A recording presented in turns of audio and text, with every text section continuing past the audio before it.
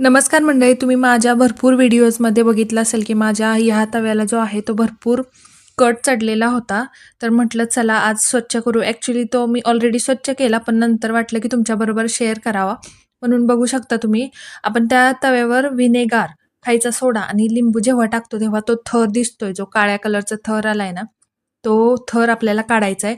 तर एक 10 मिनिटं रेस्टला ठेवायचं आहे व्हिनेगार, सोडा आणि लिंबू टाकून.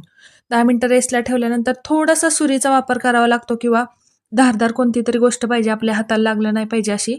कारण घासणीने घासून हे निघत नाहीये, मी बघितलं. किंवा पाण्यात पाणी जरी उकळत ठेवलं ना, तरी माझं निघालेलं नाहीये.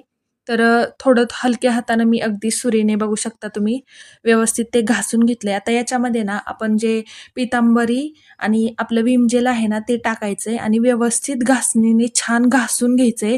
भरपूर एकदम क्लीन तवा निघतो. तुम्ही नक्की ट्राय करा आणि चॅनलला आपल्या सबस्क्राईब